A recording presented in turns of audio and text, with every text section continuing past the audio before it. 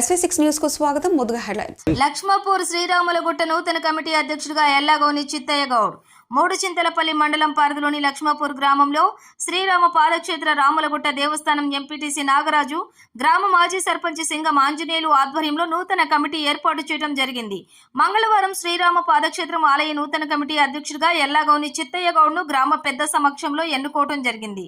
గ్రామ పెద్దలు ఆలయ నూతన కమిటీ చైర్మన్ కు సాలువాలతోటి ఘనంగా సన్మానం చేశారు. ఈ సందర్భంగా ఆలయంలో ఆయన మాట్లాడుతూ ఆలయ కమిటీ అధ్యక్షుడిగా ఎన్నుకున్నందుకు గ్రామస్తులకు, గ్రామ పెద్దలకు ధన్యవాదాలు తెలిపారు. దేవస్థానం అభివృద్ధి కోసం తన వంతు కృషిగా పనిచేస్తానని, వచ్చే శ్రీరామనవమి కళ్యాణ బ్రహ్మోత్సవాలను అంగరంగ వైభవంగా నిర్వహిస్తామని ఆయన తెలిపారు. ఆలయం అభివృద్ధి కోసం తన వంతు కృషిగా దాతల సహాయ సహకారాలతో ఆలయంలో అభివృద్ధి చేస్తామని ఆయన అన్నారు.